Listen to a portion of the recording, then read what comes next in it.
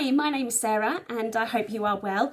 I'd like to bring you today's daily thought from the Free Church from the book of 1 Samuel, and more specifically at chapter 17, where David defeats the Philistine Goliath using just a slingshot, 5 stones and incredible faith in his God.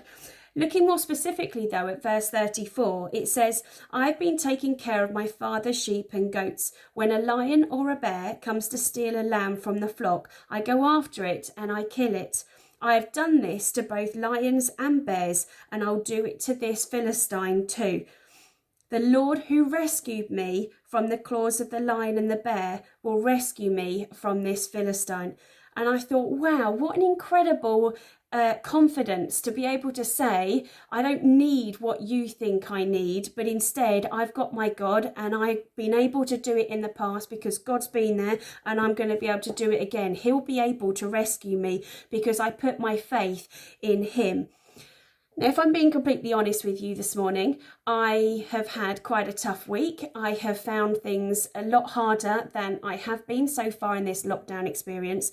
And I recently found out that my school is not returning to the building until possibly the start of the next academic year. And whilst that's a real positive, because I now know where I am, I now know that I'm not going anywhere and I can focus on my work from home, I'm equally thinking I'm not going anywhere and I'm not able to get out in the same way that I would have been if I was getting back into school.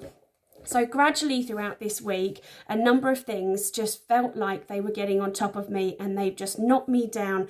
And for me, yes, they are not like the size of Goliath, but for me, they were giants. They were things that were in my way and they just kept knocking me down, knocking my confidence.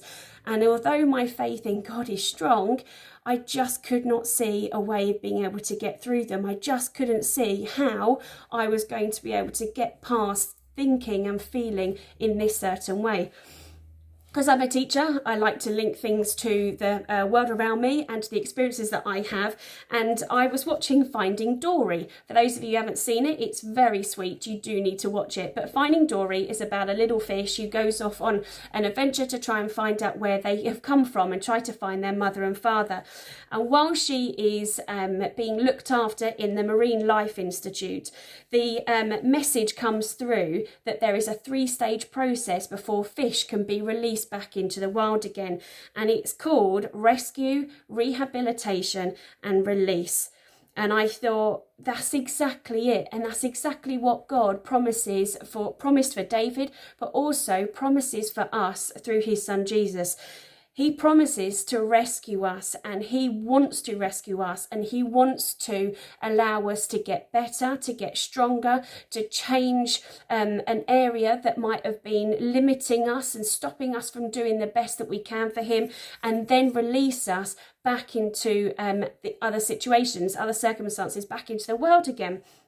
Now, some people might believe this just happens the once when they become a Christian, that they are rescued from the life that they have been before, that they are rehabilitated and then they're released to go and share their experiences and their God's love and his passion for his people in a different way.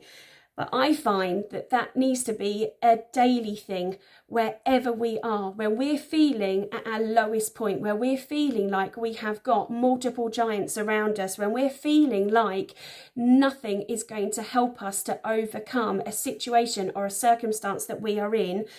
God just reminds us, have faith in me, have faith in who I am, and I will come to you. I will rescue you, I will rehabilitate you, and then I will release you back into the world again. You can do this.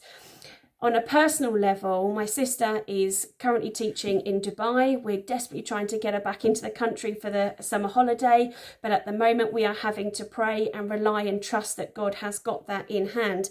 But she's also having to face her own giants in her work and in her friendships. And something that she has done is speaking to the people that she works with and that she lives with about God, which is just phenomenal. And I'm so proud of her that she's able to do that. And she sent a message to one of her friends, and it said, she looked past the giants and took hold of the promise. All David had was faith and a rock, and he defeated a giant. All you need is faith in the rock to defeat yours. Now, her friend isn't a Christian, but instead, through this message, Jesus is clearly working, and Nicola is put into that place to be able to be a friend, to be a servant of Jesus, and to say, I want to be here, I want to help you, because Jesus ultimately wants to rescue you, and you can defeat these giants that are in your life. And I just think that is incredible. Just to finish off, the song Amazing Grace says, Amazing grace, how sweet the sound that saved a wretch like me. He's all about rescuing, rehabilitating, and releasing. And I urge you to pray and to ask God, where can you be rescued right now? Where can you be pulled out of a situation like David was in, and just have faith in the ultimate rock, in God, and be able to rehabilitate and then to be released to carry on and to serve and to worship God? Have a great day.